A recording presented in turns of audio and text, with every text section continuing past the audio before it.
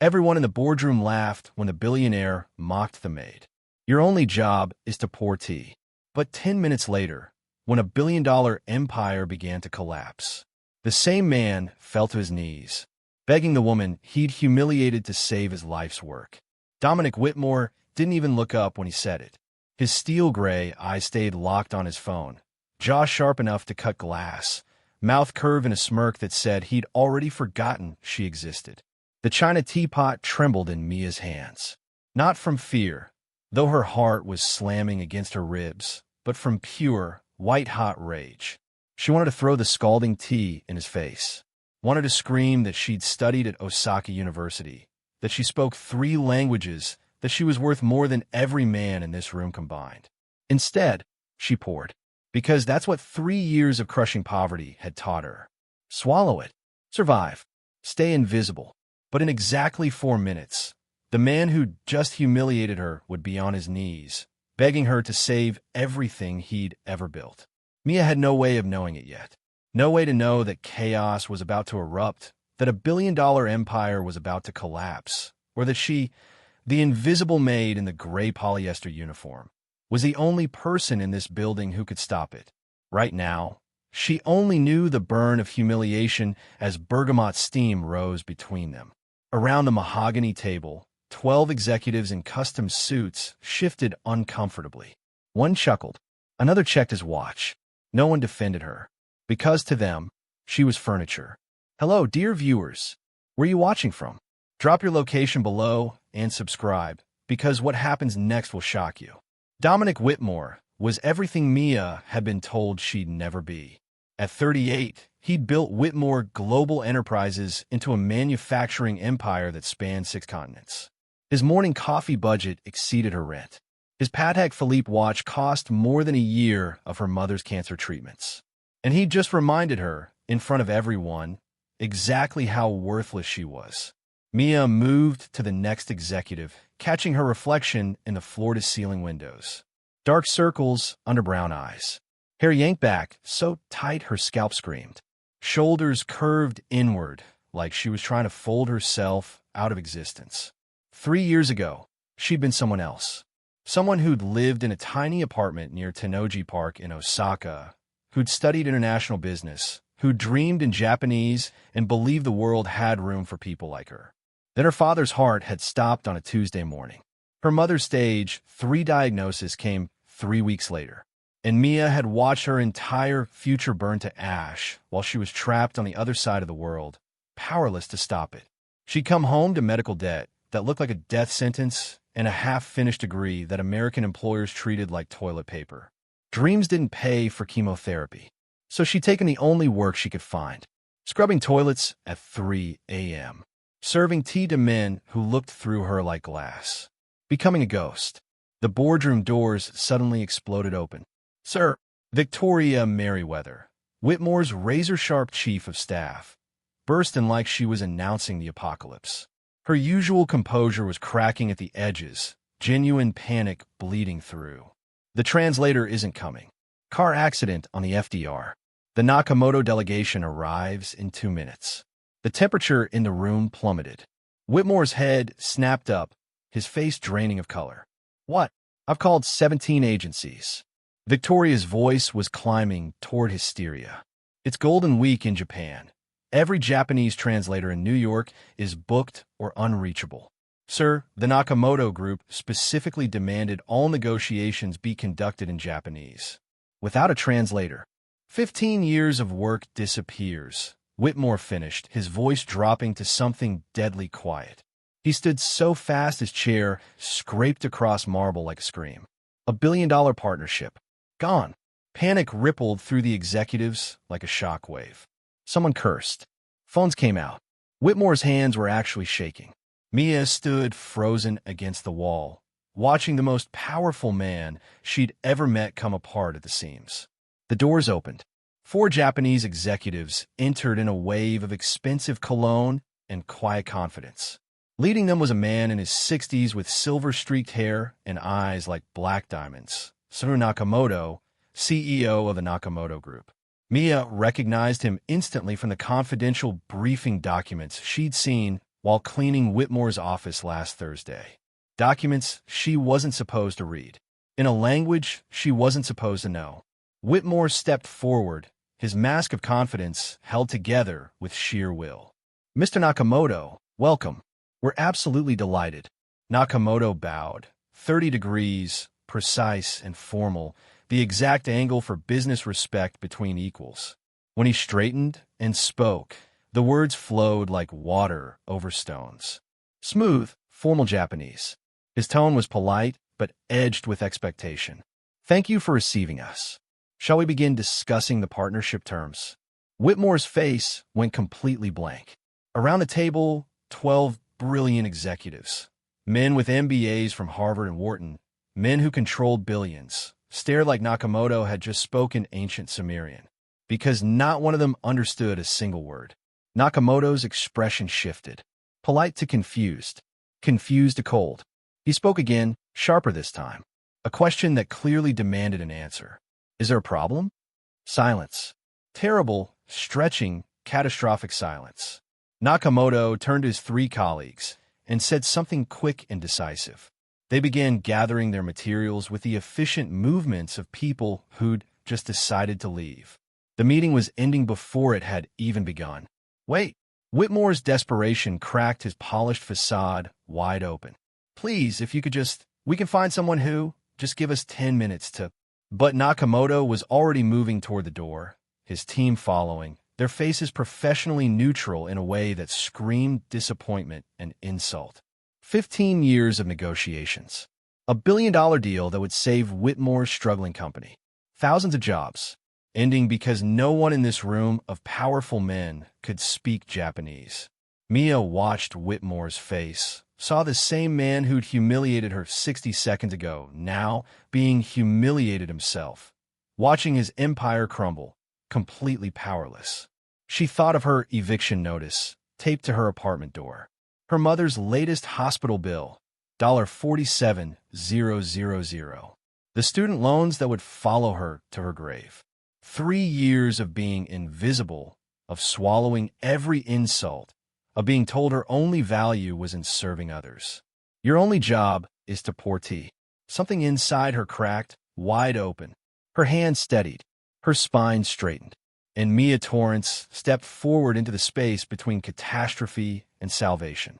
"Excuse me." Her voice was quiet, but in the stunned silence, it carried like a gunshot. Every head turned. Whitmore looked at her like a chair had suddenly started speaking. The Japanese executives paused at the door. "Excuse me," Mia repeated, her heart hammering so hard she could feel it in her throat. "I can help."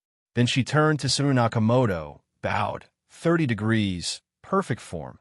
And when she straightened, the words that left her mouth were flawless Tokyo dialect Japanese. "Nakamoto-sama, please forgive this confusion. My name is Mia Torrance, and I would be deeply honored to provide translation services, if you would permit it." The shock on Nakamoto's face was almost worth the risk. Behind her, someone dropped a pen. It clattered against marble like thunder. And Dominic Whitmore stared at the invisible maid like he was seeing her for the very first time. The silence that followed Mia's perfect Japanese lasted exactly 3 seconds. Then everyone started talking at once. Nakamoto studied her with sharp, assessing eyes, the look of a man who'd built a multi-billion-dollar empire by reading people faster than they could lie to him. "Your Japanese is excellent," he said slowly. "Where did you study?" "Osaka University," Mia replied, her voice steady despite the fact that her entire body was screaming at her to run. "I lived in Japan for 4 years." It wasn't quite a lie. She had lived there. She just hadn't mentioned that she'd had to abandon her degree 6 months before graduation, or that she'd spent the last 3 years watching that education gather dust while she cleaned toilets for minimum wage. "I see." Nakamoto glanced at Whitmore, then back to Mia.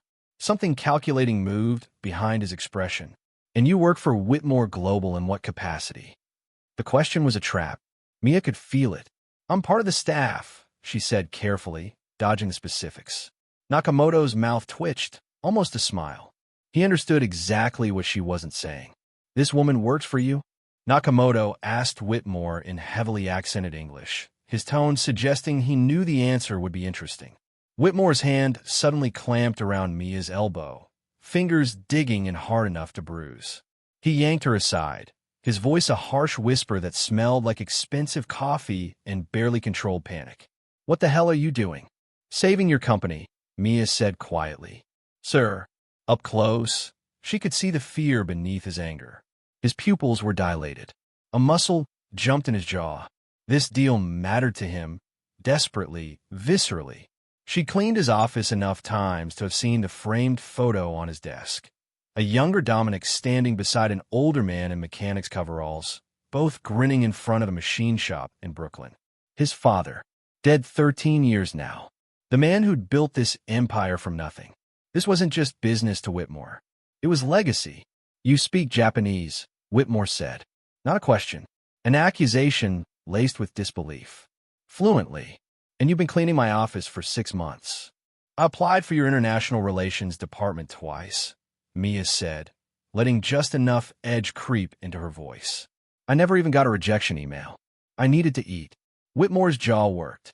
She could see the calculation happening behind his eyes, the same cold assessment he probably applied to mergers and acquisitions.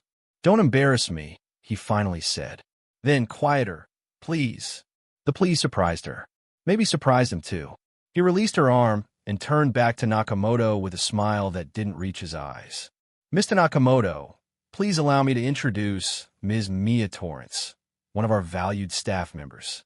She'll be providing translation services today." Valued staff member. 10 minutes ago, her only job had been pouring tea. Now she was valued. Funny how desperation changed perspective. Nakamoto nodded slowly, then returned to the conference table. His 3 colleagues followed, their expressions carefully neutral. Mia took her position, standing between the 2 sides, and the absurdity of it nearly made her laugh. A woman in a maid's uniform about to translate a billion-dollar negotiation. Victoria Merriweather caught her eye from across the room. For just a moment, something like respect flickered across the chief of staff's face. Then it was gone, replaced by professional calculation. Victoria was already thinking 3 moves ahead, already wondering how this changed the power dynamics. The meeting began. Nakamoto spoke first, outlining his company's vision for the partnership: joint manufacturing facilities, shared technology development, expansion into Southeast Asian markets. Mia translated, her voice growing stronger with each word. She knew this.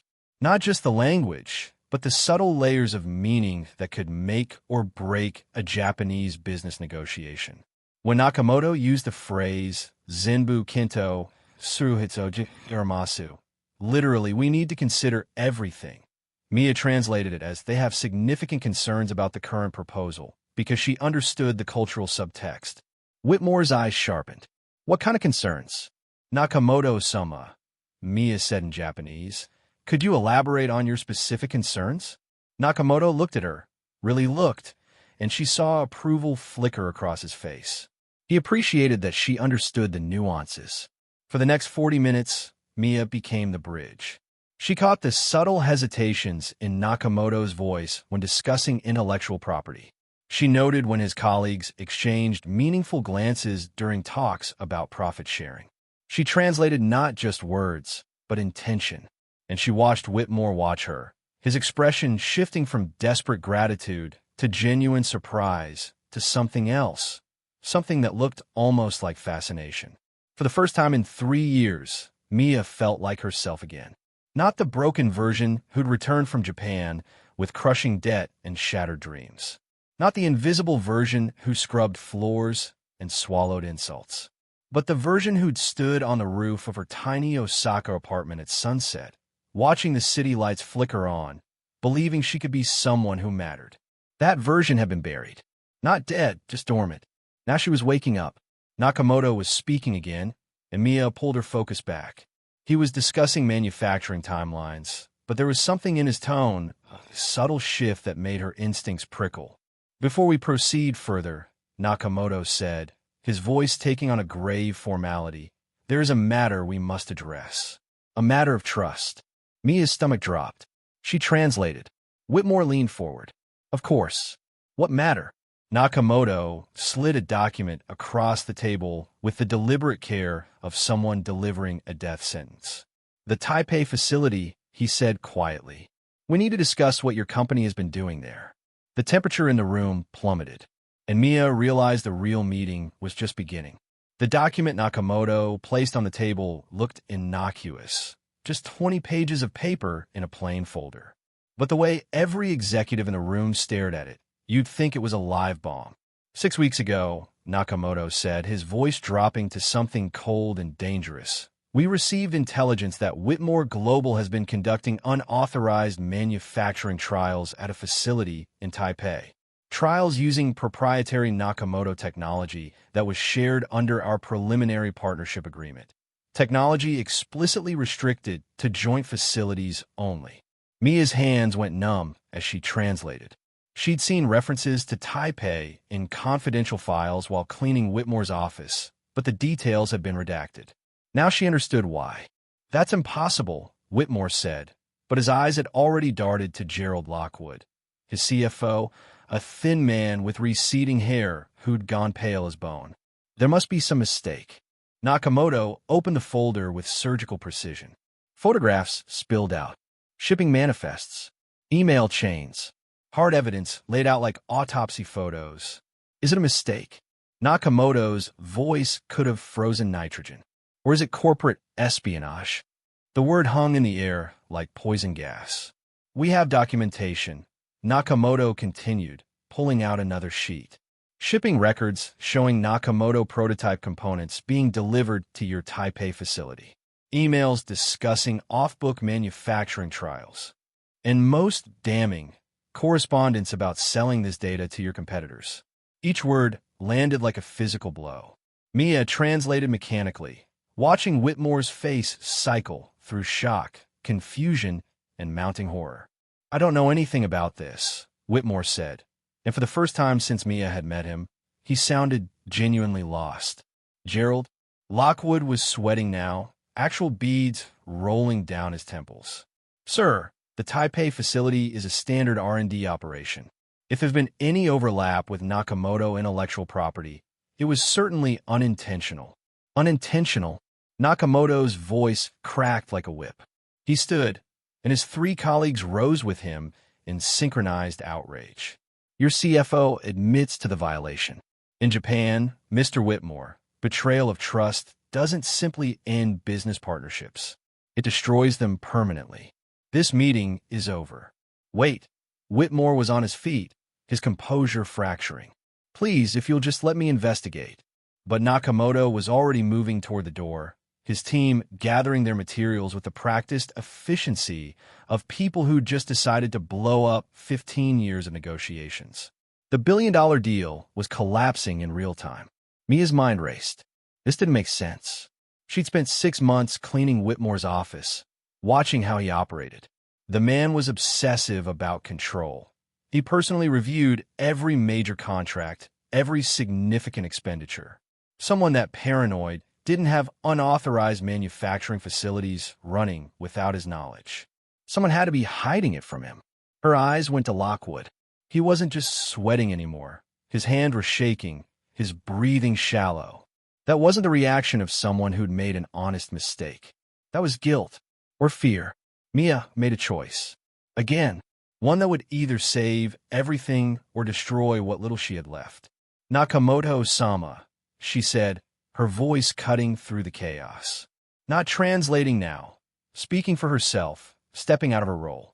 May I ask a question about your evidence? Every person in the room turned to stare. Whitmore looked at her like she'd lost her mind. Maybe she had. Nakamoto paused, one hand on the door. Speak. The emails in your documentation. Who sent them from Whitmore Global? Nakamoto's assistant, a sharp-eyed woman in her 30s, flipped through the papers and pointed to a name that appeared again and again. Gerald Lockwood. And did Mr. Whitmore ever respond to these emails? Was he copied on any correspondence regarding the Taipei facility? The assistant checked again, her movements precise. She shook her head. Mia felt the pieces clicking together. She turned to Whitmore, switching to English. Sir, When did you last personally audit the Taipei facility's operations? Whitmore's brow furrowed. I've never been to Taipei. That facility was established 3 years ago, before my time as CEO. Gerald handles all our Asian R&D operations. Mia turned to Lockwood. Mr. Lockwood, who approved the operating budget for the Taipei facility's current projects? Lockwood's face had gone from pale to gray. It was within my discretionary authority as CFO. Discretionary authority for research and development. Mia pressed, her voice hardening. Not for manufacturing using proprietary partner technology, and certainly not for selling that data to competitors. The silence that followed was absolute. Lockwood's mouth opened, closed. He looked at the door, calculating whether he could run. Gerald, Whitmore's voice was barely above a whisper, but it carried more menace than any shout. What did you do? I needed the money. The words exploded out of Lockwood like they'd been trapped under pressure. You don't understand. I had gambling debts. Serious people were threatening my family. And then someone approached me. Who? Whitmore's voice could have cut steel. A competitor. They offered 7 figures for early access to Nakamoto's manufacturing processes. I thought I could run a few quiet trials, pass along some data, and no one would ever know. It was supposed to be clean, untraceable. You sold us out, Whitmore said, and Mia had never heard a voice carry that much betrayal. You nearly destroyed this company. You betrayed our partners. Victoria was already on her phone, speaking in rapid-fire bursts. Security is on their way up. I'm also calling our legal team and the FBI. This is corporate espionage and fraud. Mia watched it unfold, her heart hammering. She'd just exposed a criminal conspiracy in front of a Japanese delegation. She'd stepped so far outside her role that there was no going back. Nakamoto was staring at her with an expression she couldn't read. Then he spoke, and his words made her blood run cold. Very perceptive, Ms. Torrance, he said softly. But I have a question for you. Yes, sir. Why should I believe this wasn't known to Mr. Whitmore? Why should I trust that this is one man's crime and not corporate policy? His eyes were hard as obsidian. And why should I believe the word of a woman whose only job is to pour tea? The humiliation burned through her like acid.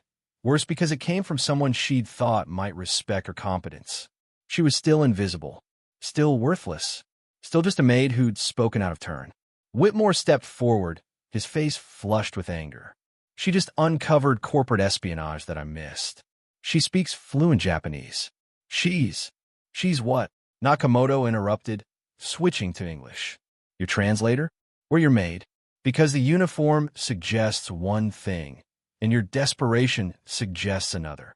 The question hung between them like a blade, and Mia realized that saving the deal would require something more than translation. It would require the truth. I'm both, Mia said quietly. The admission felt like stepping off a cliff. I'm a maid because I needed to survive. And I could translate because I spent 4 years in Osaka studying international business before my father died, and my mother got cancer, and I had to choose between my degree and keeping her alive. Her voice didn't shake. She wouldn't let it. I applied to work in Whitmore Global's international department twice. I never got a call back, but I still needed to eat, so I took the only job they'd give me. She met Nakamoto's eyes directly, something that could be seen as disrespectful in Japanese business culture. But right now, she didn't care. You asked why you should believe me, she continued in Japanese. I'll tell you, because I have everything to lose by speaking and nothing to gain by lying. Mr. Whitmore humiliated me an hour ago. He's never learned my name. Until 10 minutes ago, I was invisible to him. I don't owe him anything. Then why are you helping him? Nakamoto asked. Because the truth matters more than my pride, Mia said. And because thousands of innocent people work for Whitmore Global. They don't deserve to suffer for one man's crime. Something shifted in Nakamoto's expression, a crack in the stone. He looked at Whitmore. Is what she says true? You didn't know her name? Whitmore's face went red. The shame on his features was so raw that Mia almost felt sorry for him. I didn't, he admitted quietly. I should have. He stopped, seeming to struggle with words. I've been so focused on saving this company that I stopped seeing the people in it. The vulnerability in his voice surprised her. Security arrived then, two stone-faced men in suits who flanked Lockwood. The disgraced CFO looked like he might collapse. "I'm sorry," Lockwood whispered as they led him toward the door. "I'm so sorry." The door closed behind them with a soft click that sounded like a gunshot. Nakamoto stood motionless, his expression unreadable. Finally, he spoke. "I must consult with my board in Tokyo before proceeding. This is not a decision I can make alone." He looked at Mia. "But I will say this. Your integrity has been noted. It wasn't a resolution, just a stay of execution. We will reconvene in 1 week," Nakamoto continued. "If Mr. Whitmore can demonstrate that his company's practices are trustworthy, we will reconsider. But Ms. Torrance," Mia's breath caught, "I would like you to be present at that meeting, as the official translator." Before she could respond, Nakamoto and his team were gone, leaving behind a boardroom that felt like a bomb crater. The remaining executives scattered, voices rising in panicked speculation. Victoria was coordinating damage control on 3 phones at once. Mia stood alone by the T-card, suddenly aware that she was still wearing her gray maid's uniform, still holding a serving tray, still invisible, even after everything. "Ms. Torrance." Whitmore's voice made her turn. He stood 5 feet away, and the way he was looking at her, really looking like she was a person he was seeing for the first time, made something in her chest constrict. "I owe you an apology," he said. "Several, actually." "Yes," Mia agreed. "You do." He blinked, clearly not used to such directness. Then, impossibly, his mouth quirked. "Fair. What I said earlier about pouring tea. That was cruel. Inexcusable." He ran a hand through his hair, messing the perfect styling. The gesture made him look younger, more human. "You saved my company today. You uncovered fraud I should have caught. He stopped. "You're extraordinary, and I was too blind to see it." The words should have felt like victory. Instead, they just made her tired. "I need to go," Mia said. "My shift ended an hour ago, and I have a second job tonight." "A second job?" Whitmore looked stricken. "Doing what?" "Overnight cleaning at an office building in Queens. Pays better than here, actually." The bitterness leaked through despite her best efforts. "Don't go." The words came out urgent, almost desperate. "Please, we need to talk about your position here. Your real position. Nakamoto specifically requested you for the next meeting. I need someone who understands not just Japanese, but the cultural nuances. Someone I can trust." Mia's phone buzzed. A text from her mother's nurse. "Your mother's asking for you. Had a rough day with the pain." Reality crashed back. Her mother. The medical bills. The eviction notice on her apartment door. "What exactly are you offering?" Mia asked carefully. "I don't know yet," Whitmore admitted. "But it's more than minimum wage and a maid's uniform." Give me until tomorrow. I'll have Victoria put together a proper offer."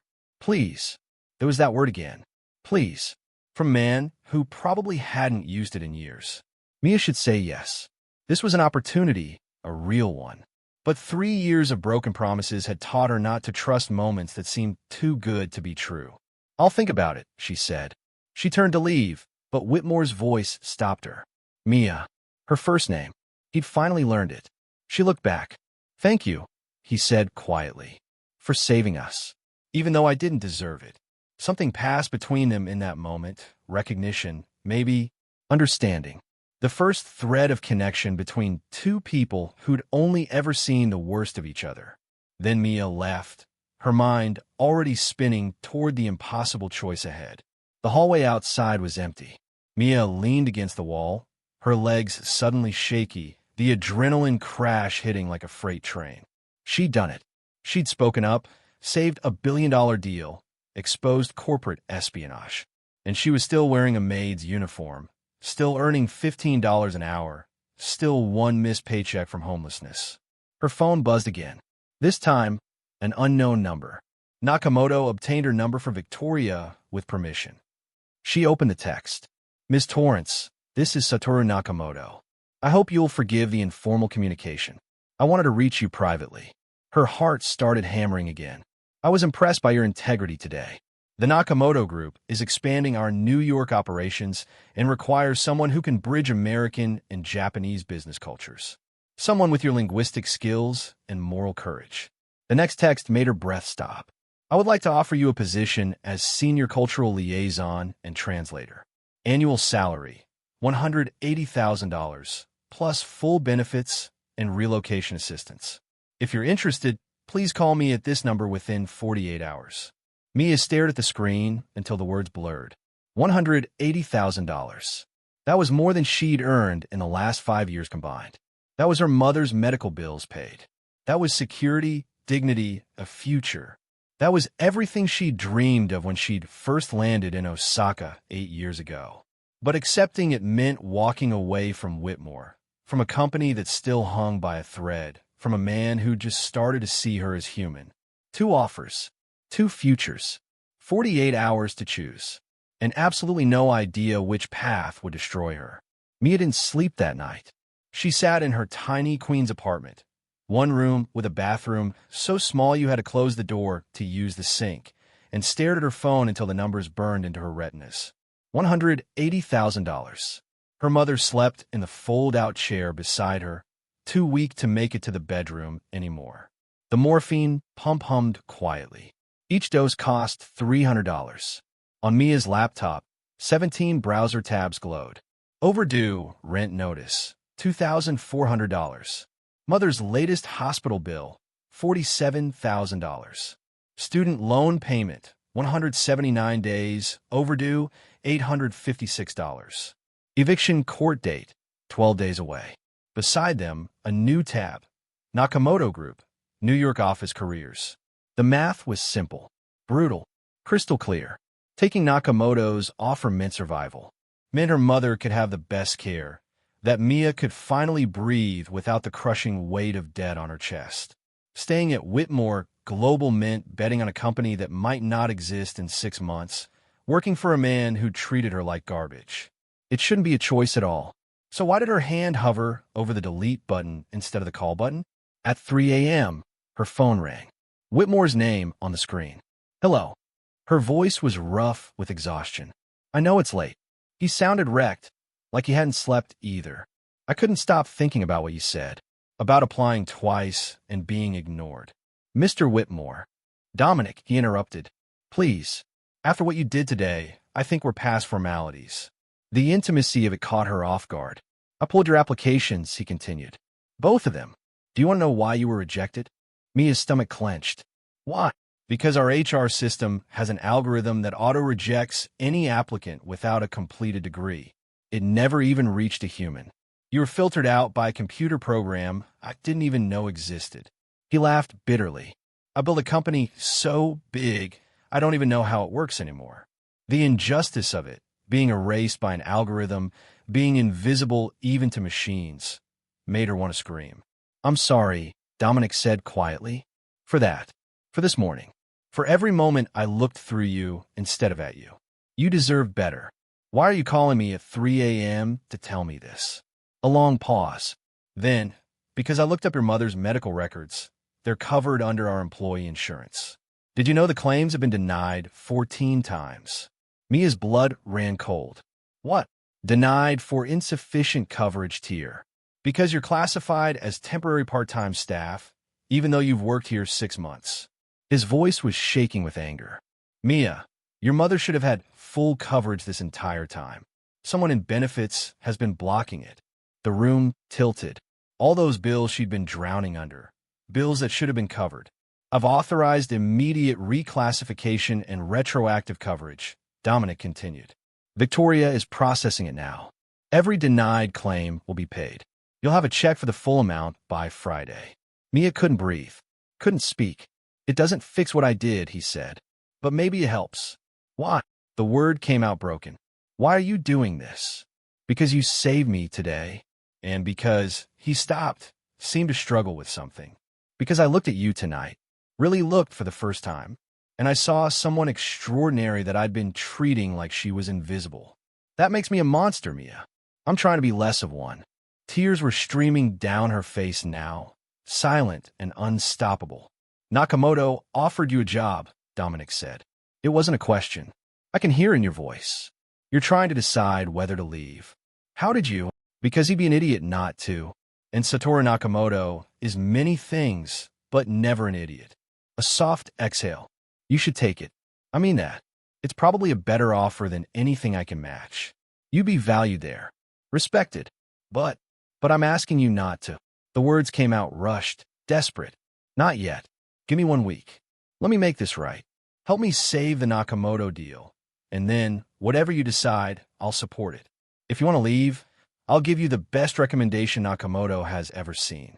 But if I stay, then I want to build something different here. A company that sees people like you, that doesn't let talent slip through cracks because of algorithms and arrogance. His voice dropped. I want you to help me fix what's broken, not just the business. Everything. Mia closed her eyes. This was insane. He was offering her maybes and possibilities while Nakamoto was offering her security. But something in Dominic's voice, the rawness, the vulnerability, called to something in her. 1 week, she heard herself say, I'll give you 1 week. Then I decide. Thank you, he breathed. Mia, thank you. After he hung up, Mia sat in the dark, her mother's breathing steady beside her, and wondered if she'd just made the biggest mistake of her life, or the bravest choice. The next morning, Victoria Merriweather was waiting in the lobby when Mia arrived for her shift. Ms. Torrance. Victoria's smile was sharp enough to cut. You're no longer scheduled for cleaning duties. Mr. Whitmore has requested you report to the executive floor. Your new office is ready. My what? Victoria's smile widened. Follow me. The elevator ride to the 42nd floor felt surreal. Victoria led her past executive offices with names in gold lettering, past conference rooms with views that cost more than most people earn a year. She stopped at a door near the end of the hall. The nameplate read, MIA Torrance, Director of International Relations. It's temporary, Victoria said, reading her shocked expression, pending formal contract negotiations. But Mr. Whitmore wanted you to have appropriate workspace for the Nakamoto negotiations. The office was small, but beautiful. Windows overlooking Manhattan, a real desk, a computer that wasn't held together with tape. A place where she was visible. There's a clothing allowance card on your desk, Victoria continued. Mr. Whitmore suggested you might want business attire for the meetings. And your mother's medical coverage has been processed. The check will be delivered this afternoon. Mia turned to Victoria, searching for mockery or resentment. Instead, she found something like approval. You did good work yesterday, Victoria said quietly. Don't let him waste you. Then she was gone, and Mia was alone in an office with her name on the door, trying to remember how to breathe. Her phone buzzed. A text from Nakamoto. Have you considered my offer? And one from Dominic. Thank you for the chance. I won't waste it. 2 futures. 1 week. No idea which path led to salvation and which led to ruin. But for the first time in 3 years, Mia Torrance was no longer invisible. And that felt like revolution. The week moved like a fever dream. Mia spent 12-hour days preparing for the Nakamoto meeting, analyzing contract terms, researching Japanese business protocols, building presentations that would prove Whitmore Global's trustworthiness. Dominic was there through all of it, sleeves rolled up, working beside her instead of above her. She learned things about him. How he'd inherited the company at 25, too young and too angry. How the board had tried to force him out, called him unstable, unworthy of his father's legacy. How he'd clawed his way to credibility by becoming harder, colder, more ruthless than any of them. I became a monster they expected, he told her at 2 a.m. on day 4, both of them exhausted and running on coffee. Easier than proving them wrong. You don't have to be that person, Mia said. Don't I? His eyes met hers, and something electric passed between them. Everyone I've ever trusted has either left or betrayed me. Not everyone. The air between them felt charged. Dangerous. His hand moved toward hers on a desk. Victoria burst through the door, her face ashen. We have a problem. The SEC audit. Lockwood's lawyer is claiming Dominic knew about the Taipei facility. They're saying he authorized the entire operation. The blood drained from Dominic's face. That's a lie. They have forged emails. You're Your signature on documents you never signed. Victoria's hands were shaking. Sir, if this sticks, it's not just the company that's finished. You'll face criminal charges. Mia watched Dominic's world collapse in real time. Lockwood's cutting a deal, Victoria continued, blaming everything on you in exchange for immunity. The FBI wants you for questioning tomorrow morning. The silence that followed was suffocating. The Nakamoto meeting is tomorrow afternoon, Dominic said hollowly. Even if I'm not arrested, they'll never partner with a company under criminal investigation. It's over, Victoria whispered. Sir, I'm so sorry. It's over. Mia's phone buzzed. Nakamoto, I've heard about the SEC developments. My offer still stands. In fact, given the circumstances, I'm prepared to double it. $360,000. Leave now, before you're associated with the scandal. $360,000. Life-changing money. Escape from a sinking ship. She looked at Dominic. He was staring at his hands like they belonged to someone else. You should take it, he said without looking up. Mia, take the offer. Get out while you can. Dominic, I'm serious. His voice cracked. I'm going to lose everything. The company, my reputation, possibly my freedom. You don't need to go down with me. What if you're innocent? Doesn't matter. Lockwood's testimony plus forged documents. He laughed bitterly. I'm done. Mia's heart was racing. Every logical part of her brain screamed to run, to take Nakamoto's offer, to save herself. But she looked at this man who'd been arrogant and cruel, who'd also been vulnerable and honest, who'd spent a week trying to become better.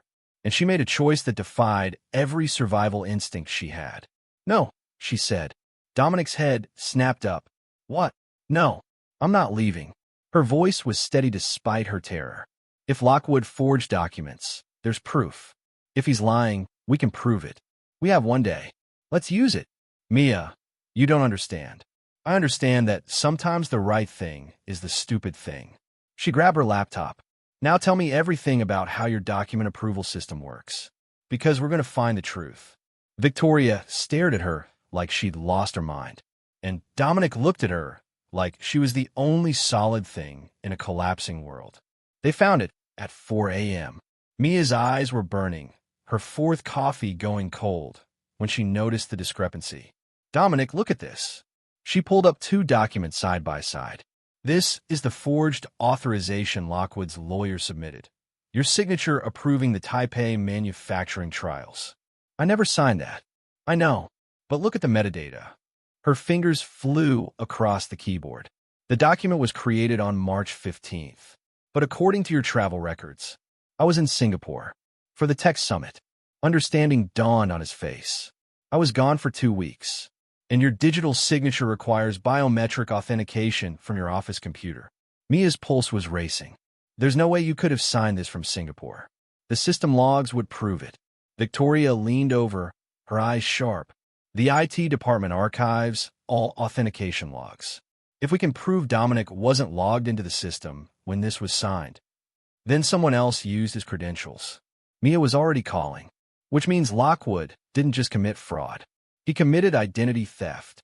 The IT director arrived 20 minutes later, bleary-eyed and confused. 10 minutes after that, they had proof. Dominic's biometric signature had been used on March 15th at 2:47 p.m.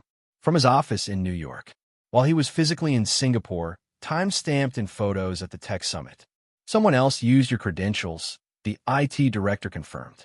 Physically accessed your office and used your terminal. There's even security footage. They pulled it up. The footage showed Gerald Lockwood entering Dominic's office with a security override, sitting at his computer, spending 40 minutes accessing files. He must have copied my fingerprint somehow, Dominic said, from a glass or document. It's possible if you have the right equipment. The IT director explained that cheap biometric spoof devices were circulating on the black market.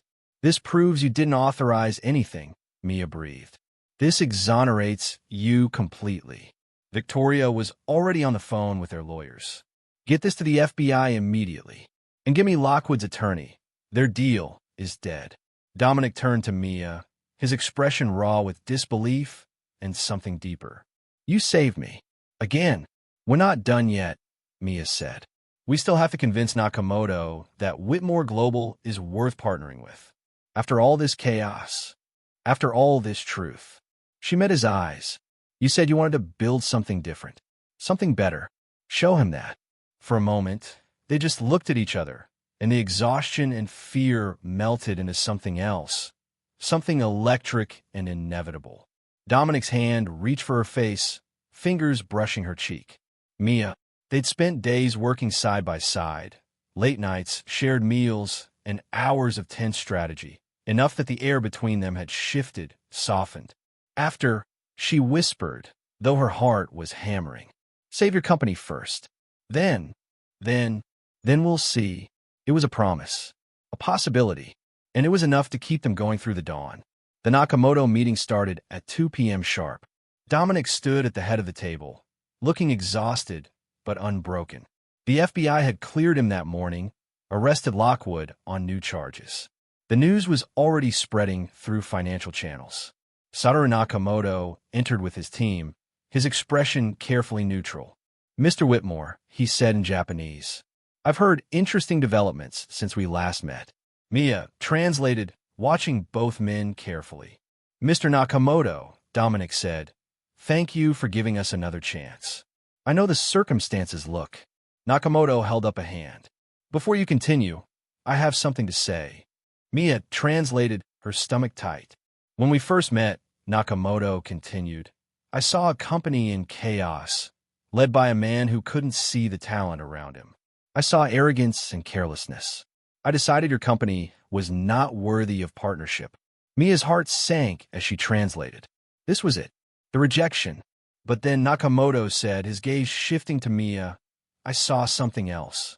I saw a woman with extraordinary skill being treated as invisible. And I saw her choose integrity over opportunity, twice. Once when she exposed corporate fraud that could have remained hidden.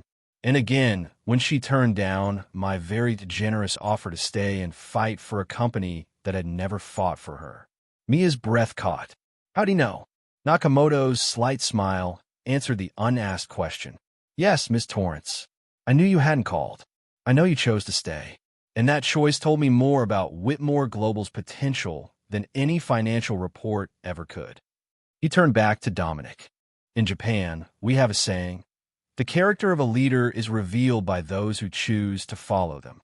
You didn't deserve Miss Torrance's loyalty, but she gave it anyway.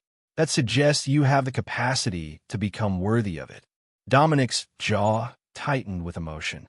"I'm prepared to move forward with our partnership," Nakamoto said. "But I have 3 non-negotiable conditions." "Anything," Dominic said. "First, complete corporate transparency. Joint audits, shared governance, no secrets." "Agreed." "Second, Ms. Torrance must be appointed Vice President of International Relations, with a seat on your executive board. Her judgment saved this deal twice. I trust her to maintain it." Dominic looked at Mia, his eyes bright. "Mia, would you accept? This was real, not temporary, not provisional. A real position, a real future." "Yes," she whispered. "And third," Nakamoto said, his expression softening, "I want to see the kind of company that wouldn't make someone like Ms. Torrance invisible in the first place. You have 1 year to prove to me that Whitmore Global values all its people, not just the powerful ones. If you do that, this partnership becomes permanent." It wasn't just a business deal. It was a challenge to be better. Dominic extended his hand. "You have my word." Nakamoto shook it, then turned to Mia. "And you, Ms. Torrance. Thank you for showing me that integrity still exists in American business." "Thank you for seeing it," Mia replied. As Nakamoto and his team discussed contract details with Victoria and the lawyers, Dominic pulled Mia aside. "VP of International Relations," he said quietly. "That's a substantial position. Are you sure you want it?" "Are you sure you're offering it for the right reasons?" she countered. "Because you're brilliant, skilled, and the best decision-maker in this building." He stepped closer.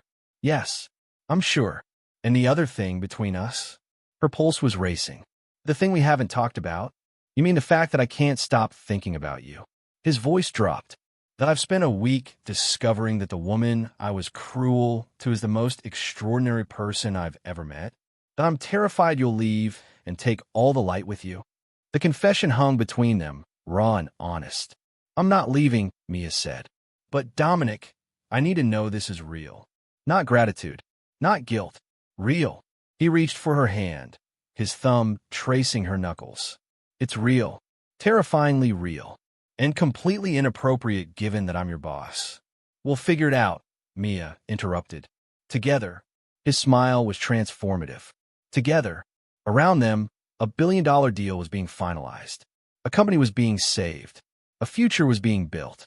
But in that moment, all Mia could see was the man who'd learned to see her, and all the possibility that came with being visible. 6 months later, Mia stood at the window of her corner office, her real office, earned not given, and watched snow fall over Manhattan. Behind her, contracts were spread across her desk. The completed Nakamoto partnership, 3 new international deals she'd negotiated herself, and a proposal for a company-wide mentorship program that would ensure no talented person ever slipped through the cracks again. Whitmore Global had changed. Dominic had kept his promise. The company now had transparent hiring practices, skills-based recruitment, and employee advocacy programs. The invisible people, cleaners, maintenance staff, administrative assistants, were finally being seen. And it was working. Profits were up. Retention was up. Innovation was up. Turned out, when you valued all your people, they built extraordinary things. A knock on her door. Dominic entered, carrying 2 cups of coffee. Thought you might need this before the board meeting, he said, setting one on her desk. They navigated the complexity carefully. She'd reported to Victoria instead of directly to him, maintaining professional boundaries while letting whatever was between them develop naturally. It had been worth the patience. Your mother called, Dominic said. She wanted me to remind you about dinner on Sunday. Mia smiled. Her mother's treatments were working. The cancer was in remission. She had a home health aide, a comfortable apartment, hope for the future. She likes you, Mia said. I like her. She's the only person who's seen the photos of me at 8 years old with braces and a terrible haircut. She showed you the album? All 3 hours of it. His smile was warm. Worth it to see where you came from. Their relationship had grown in quiet moments. Late dinners after work, weekend walks through Central Park, conversations that lasted until dawn. He'd met her mother. She'd visited his father's grave. They'd built something real in the spaces between professional and personal. Nakamoto called this morning, Mia said. He wants me to keynote the Tokyo International Business Summit next month. That's incredible. Dominic's pride was genuine. You should go. Come with me, Mia said. We could take a few extra days. I could show you Osaka. I'd like that. He moved closer, his hand finding hers. Mia, I need to tell you something. Her heart skipped. What? I'm stepping back from CO. She stared. What? Not immediately, but in a year, maybe 2. I'm promoting Victoria. She's better at it than I ever was. He smiled. My father built this company, but I don't think he built it so I could sacrifice my entire life to it. I think he built it so I could have a life. What will you do? I'm thinking, teaching, maybe business ethics at Columbia. His thumb traced patterns on her hand. Spending more time with people I love. The word hung between them. Love. They hadn't said it yet. I've been careful, deliberate, taking their time. Mia, Dominic said softly, I know we've been taking this slow, being professional, but I need you to know, this isn't casual for me. You're not casual for me. You're everything. Her breath caught. I love you, he said simply. I love your brilliance and your courage and the way you make me want to be better. I love that you saved me when I didn't deserve it. And I love who I am when I'm with you. Tears pricked her eyes. Dominic, you don't have to say it back. I just needed you to know. I love you too, Mia whispered. You infuriating, complicated, wonderful man. I love you. He kissed her then, soft and sure, a promise of everything they'd built and everything yet to come.